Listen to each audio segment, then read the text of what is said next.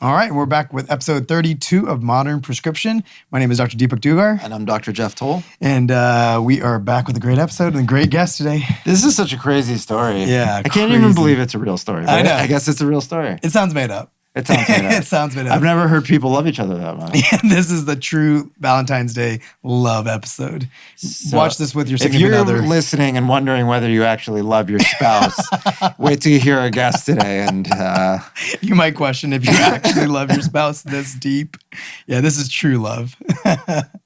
Some cool stuff going on this week, though. Cool stuff we're going to talk about. The Weeknd has been kind of making fun of my whole industry and everything I do for a living. Yeah, he really is taking shots at you guys, right? Hardcore. So what is he saying? He's saying that he's just very, and he obviously did this photo where he made himself look very filtered and the whole year he's been doing his new album, and he had bandages on, he had a cast on like a nose job and bloody nose, and now he takes it off and he has this super fake look where he has like these defined cheekbones and it just looks ridiculous. Right. And basically what he's doing is he's saying that he's using his album to make fun of the social commentary of us trying to please each other with our cosmetic outlooks. Got it. And he's just making fun of plastic surgery. Right.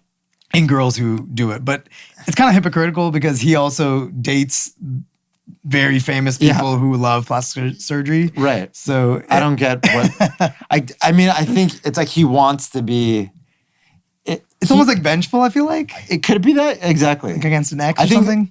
Like he wants to be anti-plastic surgery, but really that's the types of people he dates. So it's awkward. And even like you were saying, his hair. He had the crazy hair.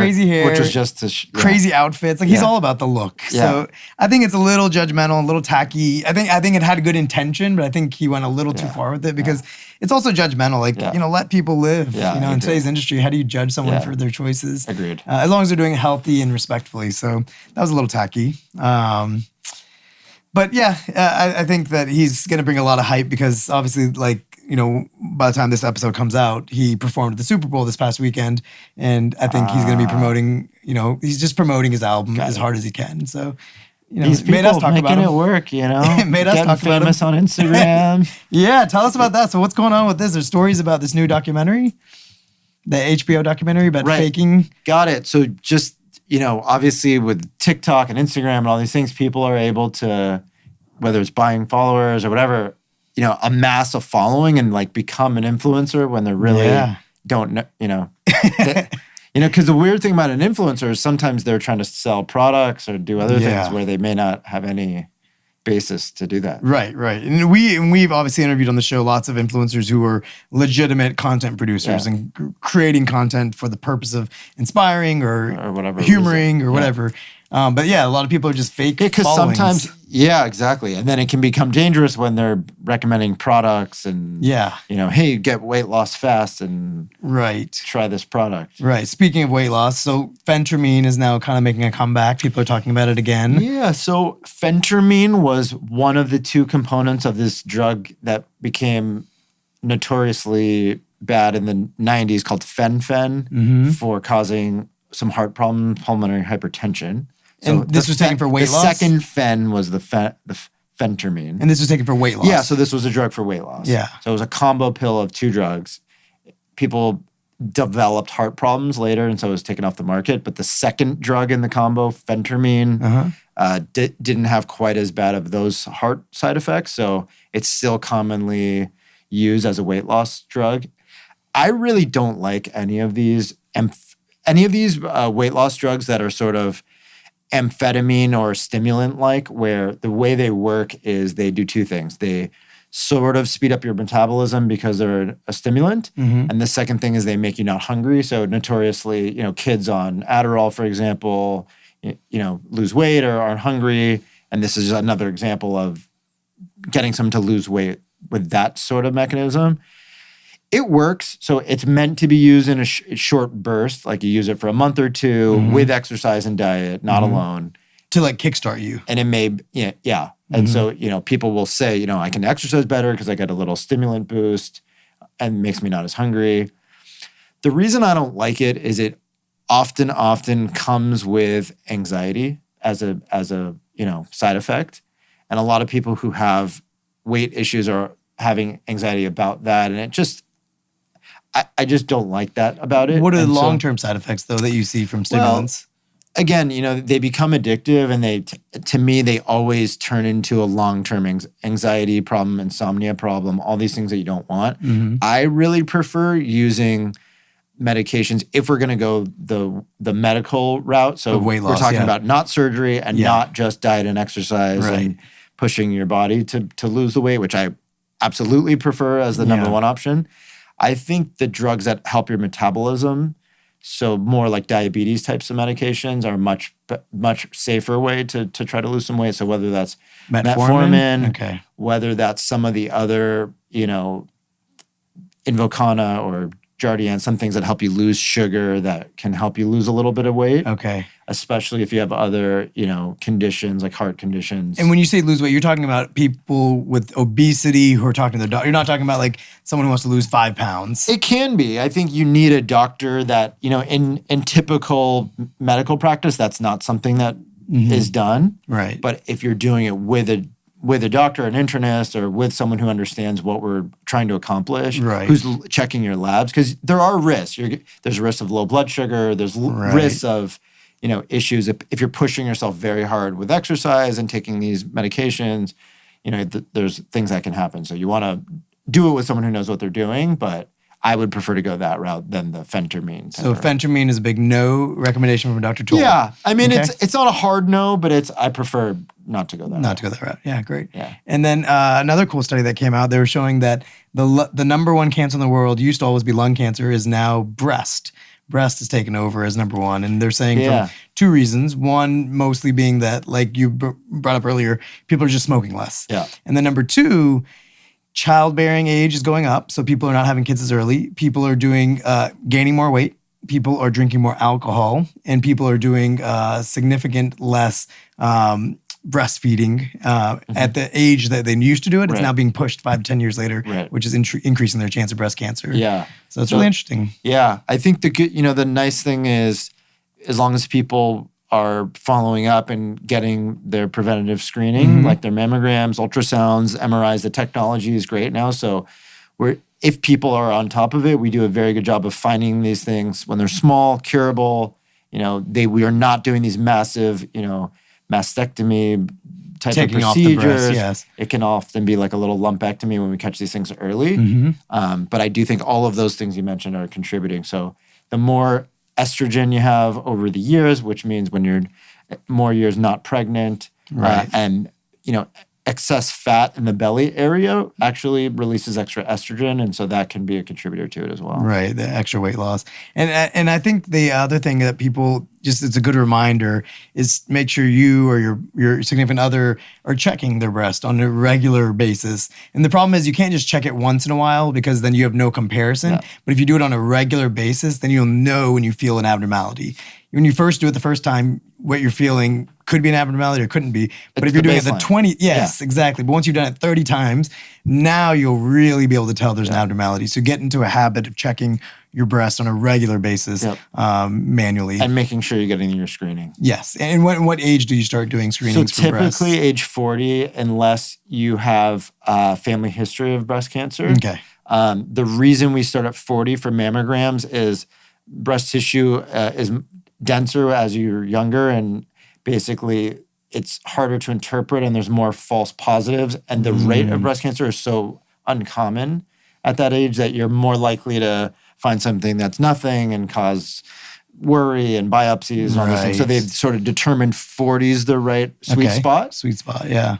If you have family history, they tend to do ultrasounds at a younger age, and then here and probably in a lot of other big cities, there are radiologists who are like breast radiologists. So they will be in the room. You will know them. They're a human being.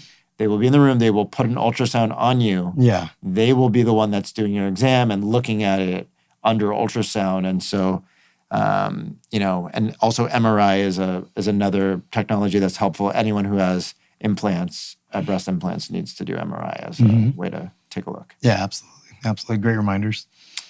And I guess it's time. Maybe time to bring on the guest. Yes, so Dr. Canvas Solani, he's a Beverly Hills board certified optometrist. So he is a master of eye diagnosis and treatments. And he got a second chance in life. Second chance in life with the most historic love story of all time with his wife. Can't imagine how a wife doing more for you than this. I know, taking care of his practice and his body. We're about to find out more about why this is the most special relationship in the world. So let's bring on Dr. Canvas Solani and Mrs. Netta.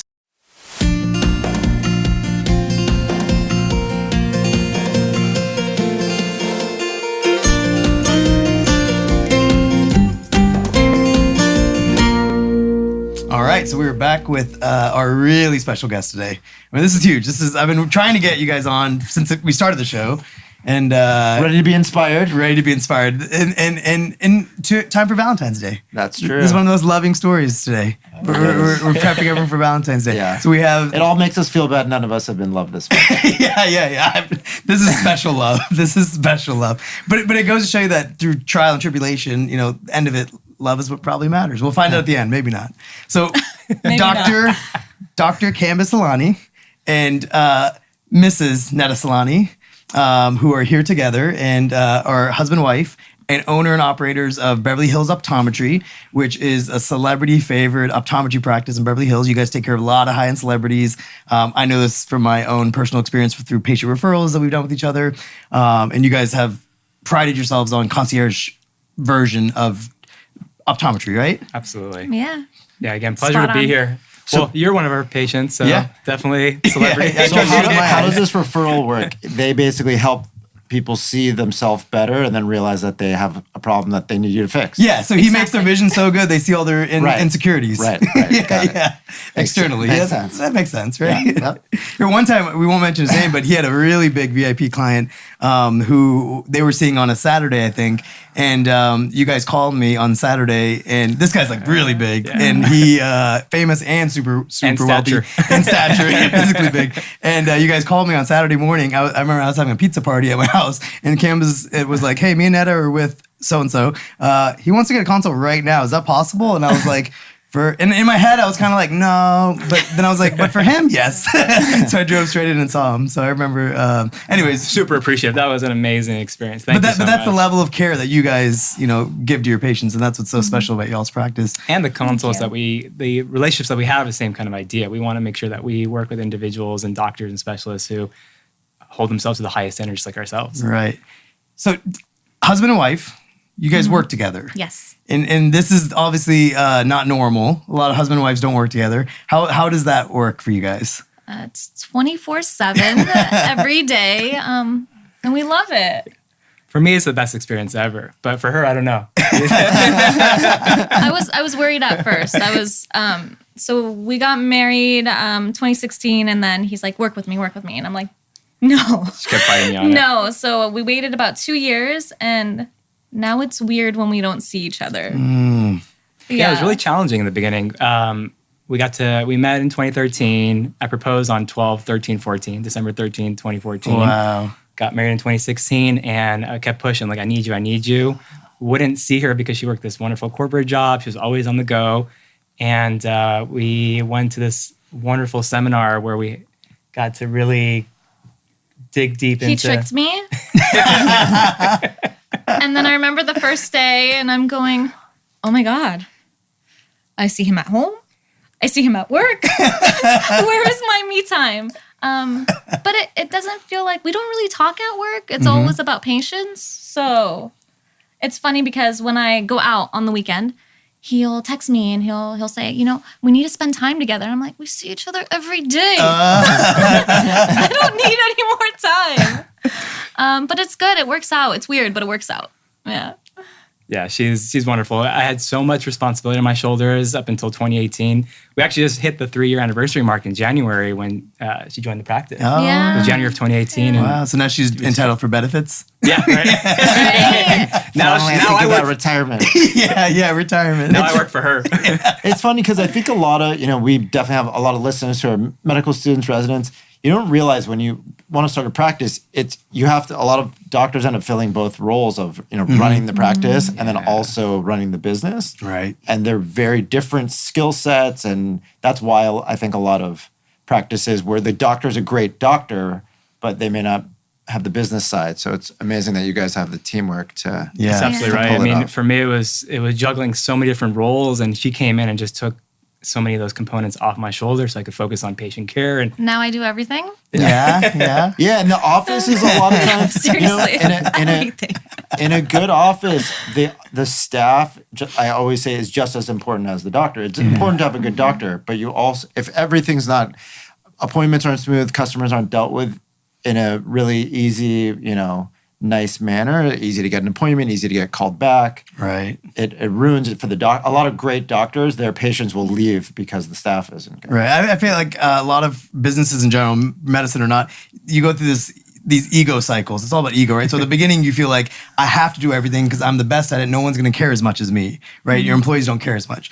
But that's the ego, because once you actually get really good at what you're doing, you realize you're actually not the best at it. Like, you're not equipped to have the patience to answer the phone calls and deal with the long phone call. You're just good at your craft, right? Yeah. And so you have to give yourself that credit to be like, well, egotistically, I'm really good at my craft, but I'm not that good at that other stuff. And so it's okay to delegate. And even when they miss, 10%, 5%, it's okay, because the overall vision is still intact. See, now that's my problem though. Yeah, And that's I your won't let problem go. now. And so I'm there every day.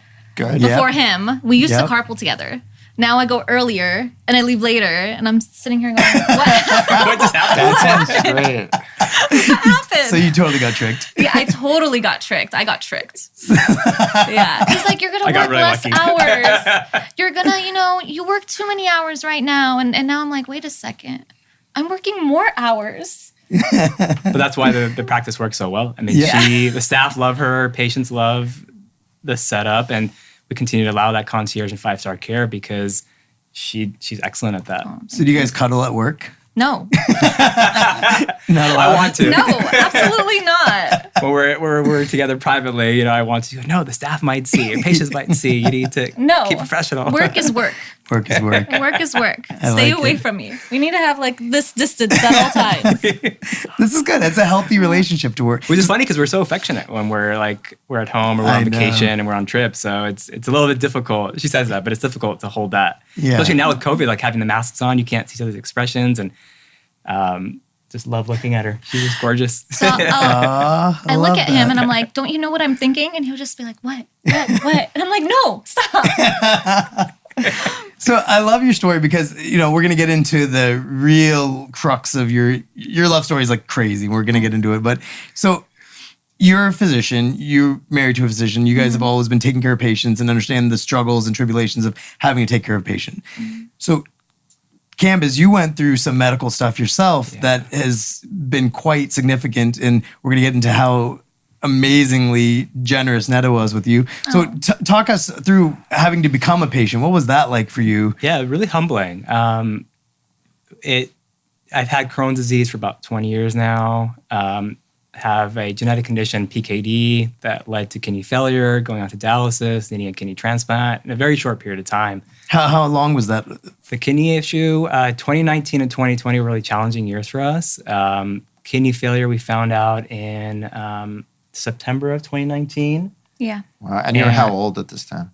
34, Wow. 35 or so. In running a huge optometry practice, taking care of Yeah. celebrities and high-end clients, and you're dealing with this yourself. Very high stress situation where I want to continue to do what I do best and be involved in my passion. So it required me to bring in an associate and associates to help delegate on that front as well. So that way I can step away and take care of my health, because dialysis is 3 days a week, half your life, Tuesday, Thursday, Saturdays. I was working 6 days a week for 5 years, just going hard. And then Netta came into the practice and she said, no, we got to go down to 5 days so you can focus a little on your health. And I don't want to be there Saturdays. and she wanted to enjoy that. Good reason. But it was a very difficult time physically and mentally to kind of deal with those challenges and those ups and downs. And thankfully had Netta with me through all that. So when you realized that you were on dialysis, that you were going to need this potentially permanently, what were your options and what did you end up deciding was the next step? Yeah, so the doctors basically said you have the option of a deceased donor, which means that if someone passes away, you'll be on a wait list and you'll have a kidney donated to you within 5 to 8 years. So quite a long time to think about. And being you on would just stay on dialysis dialysis till then. for that whole time Wow. period. At the time, they had put in an external catheter, which is attached to your chest, which is kind of scary as well because you have to be careful to not get that infected because that can lead to your heart and can essentially die.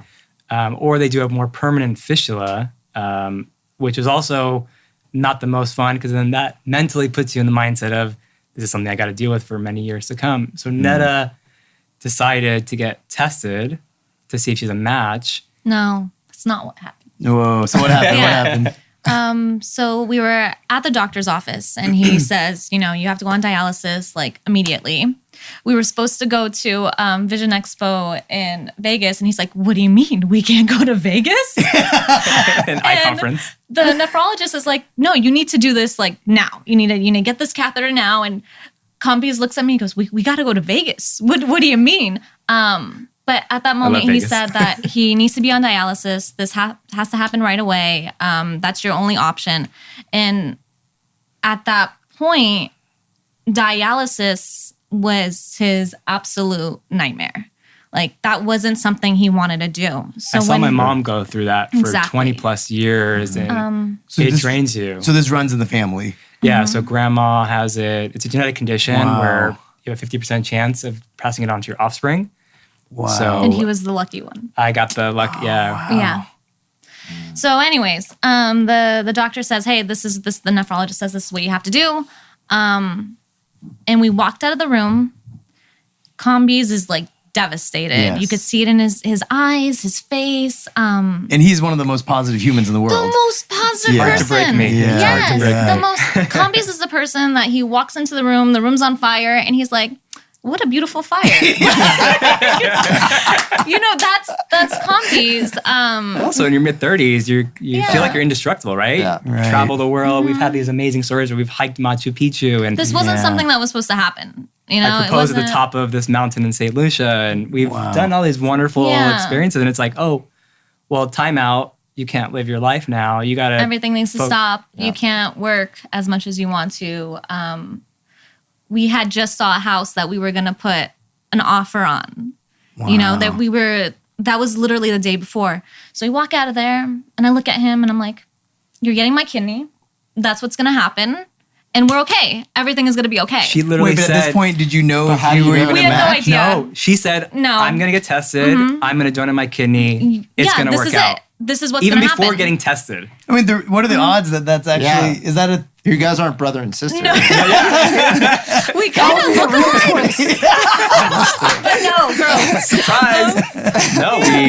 It's. No. It was just something that... but what do you think the odds don't are? know. Like the match I'm not odds? Do you guys actually know? What are Even the odds of being a kidney, match? the nephrology team were like, Everybody this is said it's very not gonna uncommon. happen. Yeah. Okay, so they were all so you were just abnormally confident that this would work out. I knew it was going to work out.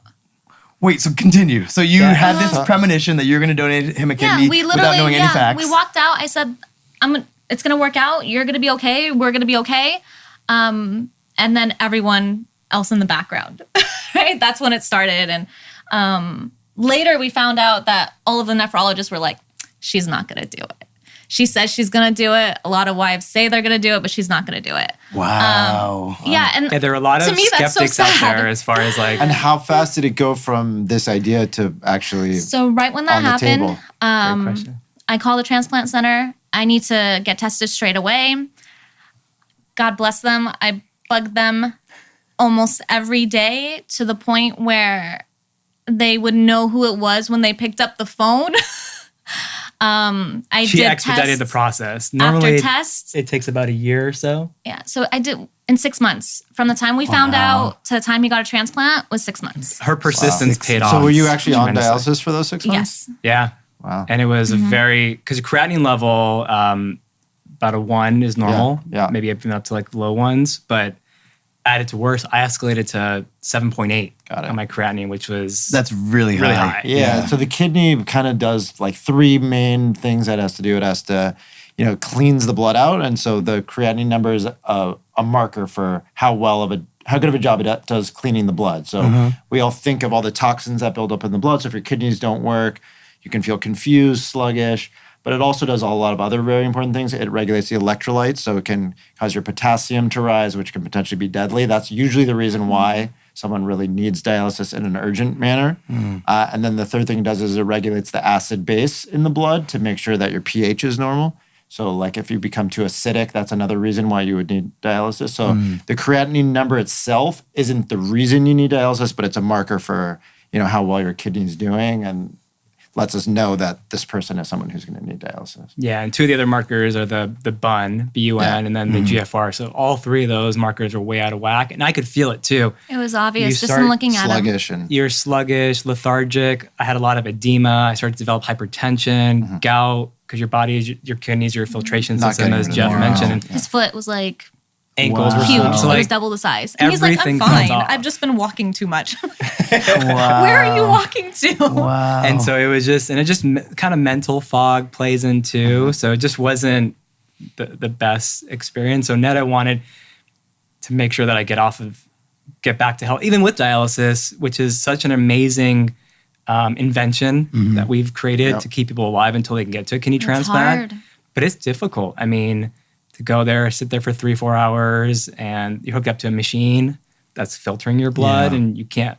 Your friends are out and about. They go to movies. They want to go have dinner at lunch, and you're kind of stuck in that position. So, her persistence really paid off because we went into surgery on March 3rd of 2020. We were out of Cedars-Sinai by March 10th. COVID hits a few weeks later.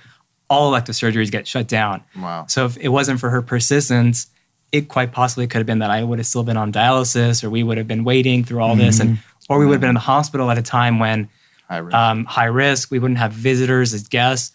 So Deepak and a lot of other dear friends of mine had visited to help with that mental and emotional support, and that's what really gets you kind of like, get out of bed. You got to go for a walk. Let's get you moving, mobile. When he was on dialysis, it was really tough too. Or even before that, there was over the weekend he wouldn't get up, and so it would literally be 2-3 p.m. and I would have to wake him up and like get up, like you have to get out of the house. But it was, and this is totally out of context of his normal behavior. yeah, it was so different, and it just happened, and it was strange. Yeah. What was your biggest concern before the surgery and transplant, and what was your biggest concern? Ladies first. Like, were you scared that something will possibly go wrong with you or with him or either of you? Or no, I just wanted it to happen. Yeah. I was the one concern that I had is I felt bad for my parents. Why? They were a nervous wreck. They're like, you've never had surgery in your life. You're putting yourself through this huge surgery. People are telling me, oh, well, there's a risk. There's always a risk when you have surgery. Sure. You could die. This can happen. So seeing that in their eyes, that was hard for me. And despite all that, they were super supportive. They said that if she wasn't a match, they would get tested. And I mean, it was just, her family has been so incredible to me. And I have fantastic in-laws, and you can't always say that. And she has sacrificed a lot. Like, we put kids on hold for that exact reason. At first, we got married, we're going to travel the world and have this wonderful life. And it's just me and you until we can focus on having a little one. And then as soon as we were ready for that, we had to go through all this health challenges. Yeah. And they told her, if you're going to donate your kidney, you can't bear children. You can't get pregnant for about a year, because then you run the chance of preeclampsia because you only have one kidney. So we're about to hit the 1 year mark in March. Yeah. And both doing really well. And that's something that now we're thinking about. And as we're moving past the 1 year anniversary. Wow. That's amazing. So what do you think, what's the core reason that you just had so much confidence that this is going to work out? It had to. It just had to. It just had to. It's like self-fulfilling prophecy, right? Yeah. That's crazy. Mind to it. I mean, it's just insane, because the chances of you being a match was very low, first of all. And the second chance that you had the mental confidence and fortitude to push yourself to do this. And the chance that we even met, right? I always said that we were soulmates beforehand. We met as love at first sight. It just felt natural. 2 weeks after meeting, I left with my brother and one of my best friends. We left the country to go celebrate Christmas and New Year's and elsewhere, but we stayed in touch the whole time. as soon as I got back, we just clicked. And You know, the thing So you is, didn't secretly take her blood and test her kidney? he did. He so did. pluck her hair.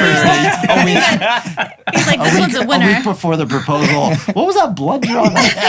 You rushed to propose real quickly. Right. No, I mean, you can't watch someone you love suffer. And I couldn't watch him suffer. It was too much. She's always been, I love her outwardly and I'm very affectionate, and she is as well, but she just has this golden heart, and I feel so, she's the angel. I got lucky that I found her. I mean, Not true. Wow. So would you donate your kidney to me? I would not donate my kidney to you. I would donate Canvas's kidney to you. The bad one. Not the good Mine one. stays. that's actually interesting, is most people thought, and including myself, thought that they would remove the native kidneys, but as long as the native kidneys don't have any complications, and some of my physician friends were also under the impression that they would remove the native kidneys, but it's a more complicated surgery. So I actually have 3 kidneys now. Wow. They put the new kidney, or Netta's kidney, which is a perfect fit. We had fantastic surgeons and team at Cedars, from They were the nurses, amazing. the medical team, the social workers. But her surgeon and my surgeon were so impressed how pristine her kidney was. Wow. Testament to how well she takes care of herself through fitness and There we go. exercise and diet and nutrition. But my surgery was quicker than hers. For her, they have to go in from the abdominal cavity and reach in towards the back to pull out the kidney. But for me, they just put in a little pelvic cavity or pelvic girdle in the front of the abdomen. So And they have to connect the kidney, I'm assuming. and to they disconnect the arteries, veins, and their artery and veins, and they reconnect it to the Wow. and the ureter. And his scar Yeah, so is going away. Since it's your own Wow. kidney, Mine is obvious. Since it's your own kidney, it That's a can't be cosmetic rejected, concern. so they don't have to take out. Yeah. Yeah, so they mentioned that they would only take it out if there was complications or pain or infections and right. bleeds and whatnot. But thankfully, my native kidneys So are not. before you guys did your transplant, famously Selena Gomez had a kidney transplant, right? Yeah. And that was really big in the news. Everyone was talking about how Selena Gomez and one of her best friends Mm-hmm. donated her a kidney. Did you guys ever read about that? Did that ever come I across? did. I My wanted a best friend picture donated like her kidney to that. me. You did? But we weren't in the same room together. They gave her the princess suite on the 8th floor at the end of the 8th floor. This is And the they most did it at Cedars as well? amazing room ever. Wow. Jeff the has most probably been- amazing I'm room. in those Have you- rooms every week. Isn't it amazing? They're not that nice. No. Compared to his They're room, nicer than the regular. his room was like a dungeon. In Cedars. Yeah. which is one of the best hospitals in the world. Yeah, but, but the 8th floor has bigger rooms. Double. There's like a bigger suite. And There was like 2 sofas, a bunch of chairs. I had like 15 people in my room at one time. The view was, I was that's happy. so nice you had people, because I think that's a great point you make this Yeah. year. One of the hardest things has Yeah. been the lack of visitors, whether someone has COVID or not. So a lot of people, it's so hard. Like someone Yeah. needs a bypass surgery, and then you can't have your spouse visit you or there. It's really yeah, we have had Not friends sad. who've had have gotten pregnant Had and babies, delivered. yeah. We have a friend actually next week, some dear friends I went to high school with, who the wife is having a baby, and we have to wait till they go home to Right. see, which Right. is really tough. So to circle back, so you guys, how long was the recovery? And then how did you guys manage your practice? And then how did you get back to work as a couple together? Like, what was the timeline after that? So I went back to work after 6 weeks. 6 weeks after. Wow, that's Yeah. pretty quick. On had her to. birthday, basically. Wow. She was March 3rd with surgery. She was back to work around The week before, like the second week of April. Wow. So maybe a little bit sooner. Yeah. So you give this guy a kidney, then you go back and you take care of this guy's practice. Right? Okay. When he was on dialysis, I was doing everything. Yeah. And when's the movie come out? Yeah, when's the movie? Yeah, there's a really emotional, great movie in this. There really is.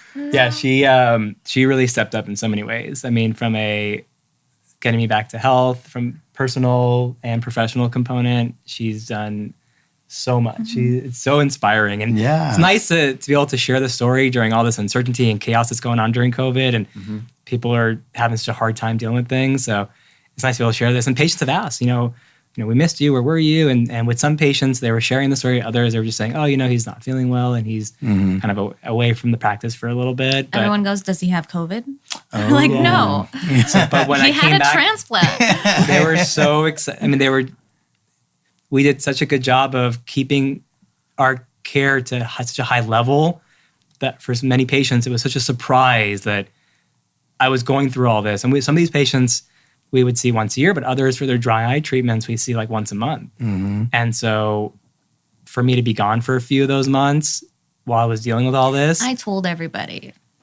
Yeah. I told them. So the more select patients, I think she was really good about, but especially if they asked and they were concerned, like, oh, where is he? How's he doing? She would mention that. But to come back and just for me, 2 days after surgery, I was texting the office like, what do you guys need? What's going on? What could I do? You know, I'm not there physically, but it gives you a purpose, right? And I didn't want to be stuck. And a lot of that's what I was about to get through. What was the biggest thing recovery-wise that helped you? And my knowing of you, it's what you just said. It's having a purpose. Yeah, and leading up to the surgery, I wasn't really concerned. Like I know I have a lot of trust in the medical world, and we live in one of the best cities for medical care. And Beverly Hills and Cedars and UCLA are right here, and 2 of the best specialists I'm looking at right now.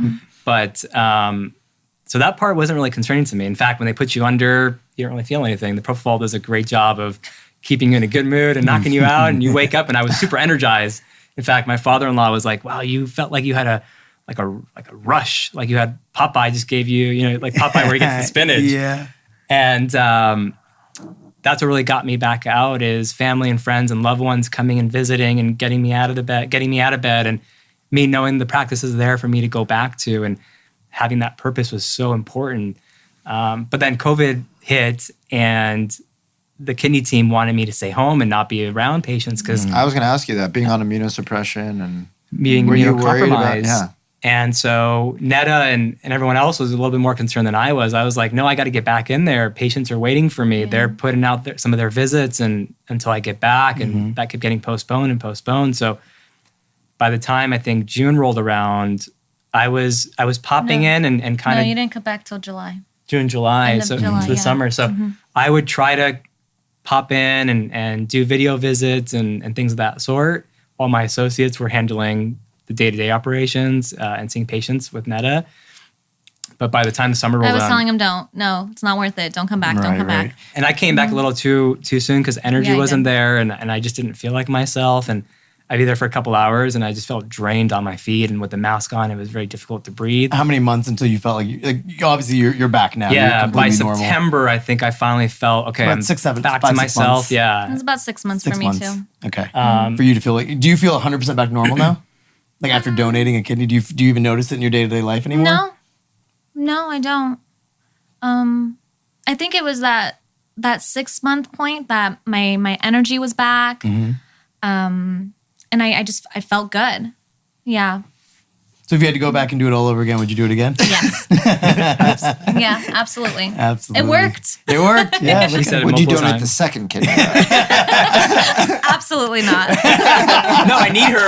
Actually, that was my biggest fear is Then she would be on dialysis. Yes. for yes. God, for me. It's not Well, even. Actually, to your question earlier, the biggest fear for me wasn't about myself. Was what if she donates her kidney and something goes wrong? I would never be able to live with myself for that. Right, because yours was a medical necessity procedure. Yours was elective. Elective Elective, option. yeah. Right. And so Right. I kept telling her, like, I don't mind, like, as much as it's difficult to be on dialysis, I don't mind waiting or figuring out another option or solution. And she was super adamant about, no, like, this is the decision I want to make, and that's it. He kept saying, you have the option. And I'm like, there is no option. Like, this is it. Take it or leave it. Take it. I love it. So, most beautiful love story. And now we want to learn a little bit more about what you guys actually do on a day-to-day through your practice. So, Beverly Hills Optometry, obviously optometrists, vision, eyes, taking care of eyes. It sounds very basic, but most people think that you go to an eye doctor if you can't see properly or having a problem with your eye. Yeah. Is that how they should be thinking about it? So when patients come in, we certainly handle the primary eye care side of things. We also do a lot of medical eye care. So when we do an exam, we talk about, just like Jeff might see a patient for an annual physical, we see them for an annual physical for their eye. We see them for their vision, glasses, contacts. If they want to consider LASIK or eye surgery, they're welcome to. Should patients be seeing an optometrist or an eye doctor at least once a year? Yes. Absolutely, yeah. Why? For medical reasons, we can pick up on things like glaucoma, cancers inside the eye or on the eye or in the back of the eye, hypertension, diabetes, cholesterol. All these different conditions can show up in the eye. believe it or not, STDs can even show up there. So over Wow. 270 diseases that we look for when we do an exam. Specifically, we focus on dry eye, but we go through checking all these other conditions to make sure that patient is, safe and we're ruling out these serious problems beforehand. So here's a question for you, because this is about me personally. So if your vision's not perfect and you have but you don't like to wear glasses or contacts, will your vision get worse by not correcting it, or does it just stay equally as bad as it's been? Great question. If it's a pediatric patient, we definitely urge them to wear their glasses or contacts. Best vision is important, best acuity. It's kind of like taking an arrow. You want to get as close to that bullseye as possible. If the pediatric patient doesn't have that optimal vision, it can affect the development of the retinal cells. As an adult, if you develop astigmatism, nearsightedness, it's more about taking care of the symptoms. So you're not squinting, eye strain, eye fatigue. But if you're not wearing glasses and you're not really having any major symptoms, then no long-term harm. Yeah. Yeah, I wear glasses when I drive at night because I can't see far away that well. But during the day, it doesn't come Do you have into play. astigmatism by I think chance? slightly, Yeah, so the pupil tends to dilate at nighttime, so the astigmatism can become more prominent. Got it. Whereas in the daytime, the pupil constricts, so it's kind of like cheating, so not as necessary. There you go. So that's probably why. He's a real doctor. He's a real doctor. Yeah. And we check everyone with some real science. Yeah. We don't need to see your he passed degree. the test. Yeah, you passed the test. All right, it's actual practice. They did my Beverly drug Hills test optometry. before this and my background test. So what is dry eye? Why do people's eyes get so dry? Yeah, really, really interesting. And in school, they don't really train us on this much. I mean, you might take like a class, like an hour class on dry eye, but since I've graduated, the dry eye has really evolved, and we have a lot more diagnostic and therapeutic devices to take care of manage these conditions, and get to the root cause. So in the past, it was always very simple, and some doctors still use the conventional, oh, you have some dry eye, here's some drops, see you in a year, or here's a prescription, see you in a year. So that can manage the symptoms, but not the root cause of the problem. So at our center, we see patients that come in for dryness, grittiness, vision fluctuation, where they think they need glasses, but it's actually their tear film that's not stable. And so we're able to improve the tear film through different modalities. 90% of patients who have dry eye, it's a lid issue. So the oil glands within their eyelids are not functioning properly. And so we try to improve upon that as much as possible. Oil glands inside the eyelid. Yeah. Wow. So many complexity layers to every part of the body. It's insane. Amazing. So that's what we really focus on, is more of a holistic, modern approach to taking care of their dry eye problem or condition. And dry eye is like an autoimmune condition where there's no cure, but we try to manage that to the best of our ability. And the earlier we detect that, just like any other condition, like diabetes and hypertension and these other medical conditions, the better the prognosis is. Amazing. Love it. So we're at this part now where we're going to play a little game with you guys. It's fact or fiction, true or false. Okay. We're going to tell you some recent news articles, and we're going to have you guys tell us whether you think they're real or not. Okay? Oh, goodness. Yeah. All right. So the first one that we're going to ask you guys, there is a man in New Jersey gets, this is very similar to you, gets a very successful transplant. Is this true or false? It was a transplant of his face and double hand. False. Face and double hand. False. It's true. Oh my A goodness. New Jersey man last week, after 6 months, has now successfully been transplanted for his face and both hands. He's learning how to twitch again, how to smile again, Oh, wow. and how to use his hands again. Yeah. He was that's a victim of nice. like a bad fire, right? Yes. Yeah. Burn victim. Yeah, burn victim. Yep. We totally failed Yeah. that. Well, I So- guess the movie with John Travolta and Nicolas Cage, Face isn't it? Off, Face it's a Off. great movie. Great movie. One of the best movies. 90s action movies were just... Nicolas Cage in the 90s was Great, yeah. amazing. What happened to that Nicolas Cage? I saw him in a Blockbuster Westwood Village when Blockbuster still existed. Yeah. And it was just like, I was so starstruck. You just And told we us how see- old he is. right. And how we are, how I am. He was But, probably there admiring the fact that his movies were all like in the feature Yeah. section. Isn't Of it course. interesting how Con Air. movies, Yes. how we live in such an amazing era where technology and medicine and whatnot is converging together. We can do these incredible things where TV and movies like The Simpsons picked up on things so far back, or movies like Face Off, Yeah. and now it's possible. Yeah, it's possible. Face off. So transplants for the kidney, but also transplants for hand and face. Nice. Yeah, possible. What about this one? They are saying that face masks are being developed to sense whether you have COVID or not. I've read that. That's true. Ooh, what do you think? Maybe. Face masks can cause dry eye. There's a condition called mask-associated dry eye. I have not read Answer the about question. Is that detecting true? COVID. I don't think that's true. I don't It's think true. It's true. They're working on a So, mask oh. that's working on being able to detect Yeah, I whether you read have that. COVID or not, and it senses it through the mask. They're saying that the sensors could also be used to help detect other types of outbreaks, such as MERS or SARS. So they're putting these Interesting. inside the mask. So it's a team at UC San Diego, and they're trying to put mask sensors that detect coronavirus through the particles in your breath and saliva. And basically, if it triggers it, then they would tell you to go get COVID tested. Well, I guess That's I do cool. believe that because they're even making contact lenses that can detect like blood sugar, eye pressure, and certain other like a things. So digital using scanner? nanotechnology Wow. for that. So Crazy. some That's really crazy. incredible things coming on that front. Yeah, that'd be really cool for your type, like a primary care practice too. Yeah, no, to it's monitor. interesting. A lot of times, especially diabetes and stuff that, you really can diagnose things in the eye better than you can any other way. So we'll start to see changes, early and have a sense of what's going on because it's the microvasculature affected in some of these conditions and hypertension as well. Right. So And then really the incredible. last one I have for you guys. So Dustin Diamond, famously from Saved by the Bell, Oh yeah, passed away at age 44 from cancer. cancer. Yeah, It's true. yeah, Very that's sad. true. It's Very sad. 1 for 3, but that was we scored one for 3. Yeah. Netta that got, one- Netta I got got 2 out of 3. two. Oh, you got 2. Never mind. Don't pull her down. did you Wait a watch second. Saved by the Bell? I was a big did. Saved by I the Bell fan. love Saved by the Bell. Who's your favorite character? Zach. Who's your favorite character? Did you guys watch Saved by the Bell? Yeah. Zach, Zach. for sure. Zach. Well, there's a It's remake of Zach. it. We watched the first episode of the remake. It's not the same. You grew up on No. the original's always better. We tried. Right? Yeah. We tried and we're couldn't. I wonder if the younger kids enjoy the remake without knowing what the older show is about. Probably not. Yeah. Because we haven't compared. Yeah, probably we not. compared Because to it's only good because of the nostalgia. Yes, exactly. Like Cobra Kai.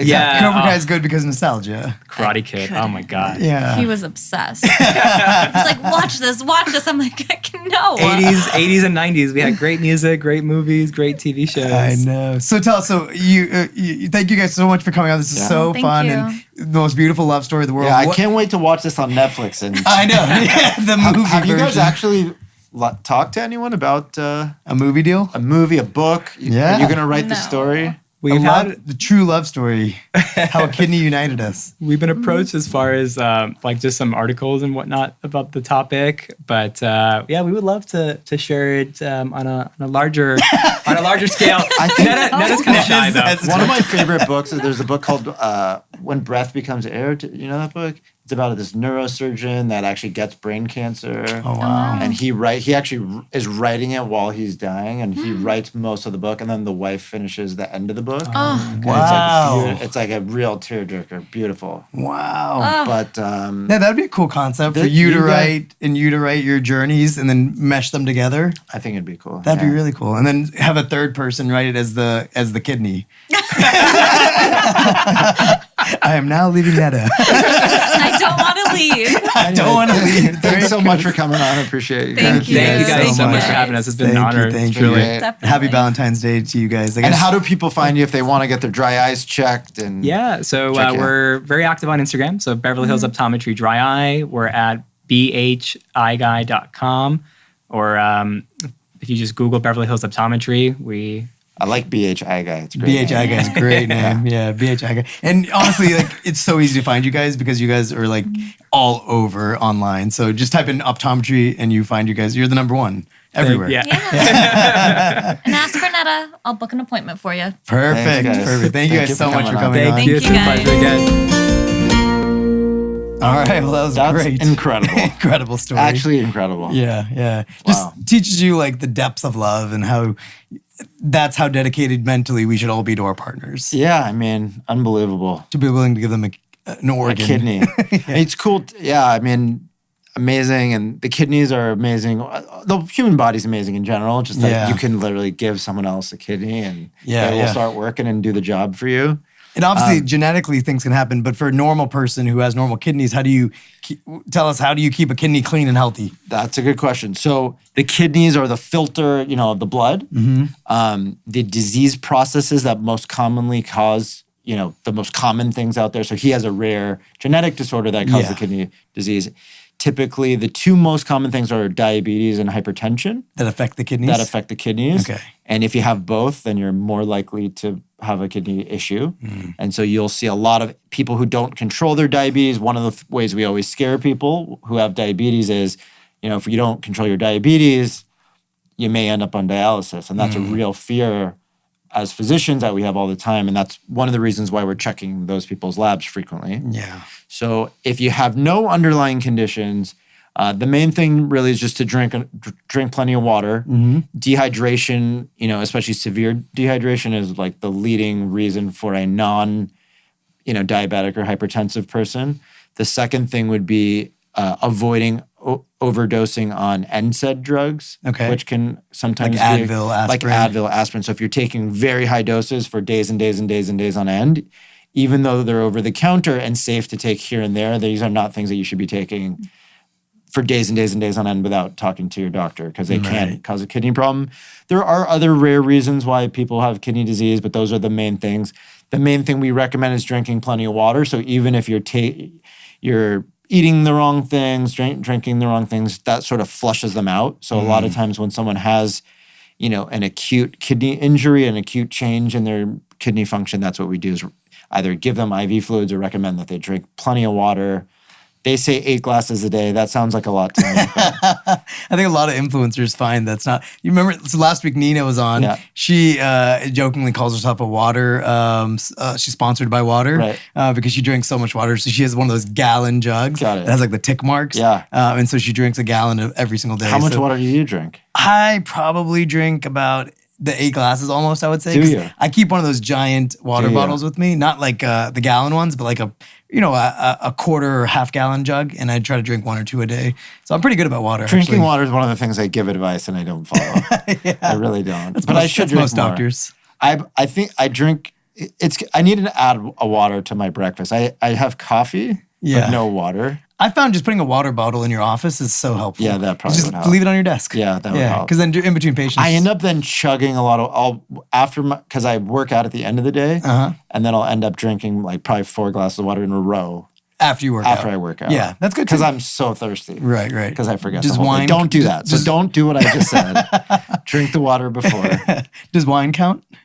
Does wine count? I don't think wine counts. It has water in it. It does have water in it, but I think alcohol is a diuretic. Yeah, that's true. So you probably lose. Losing and water. that is another way that people can run into kidney trouble. Actually, is if you're taking diuretics, both for a medical reason or if not, if you're taking diuretics to lose some weight, that can also make you very dehydrated and be a cause. Which I never knew was a thing until I moved to LA, that people take diuretics before photo shoots. So a lot of models and actresses take diuretics. They get it prescribed by a doctor to look less puffy in their photos. And I always explain that the effect is going to be a couple hours after you pee. You're going to lose a little water weight. But for people who think, I'm going to lose weight because I'm going to take a diuretic. No. You're temporarily losing, it's just water. And so all it means is you're making yourself dehydrated for some period of time in which your weight is slightly less, but you're not losing weight. Yeah, it's not long-term benefits. No. And the short-term side effects you can get from it are serious. So do not take phentermine and you're going to be or peeing diuretics unless you talk to a physician and definitely. have it prescribed and monitored, like you said, with blood work. Don't those ones in the gas station. Do not take don't get those. Really, any pill they sell in the gas station that says it'll do anything, concentration, like Cobra sex drugs, erectile, with like a picture of a guy on fire. Don't want that one.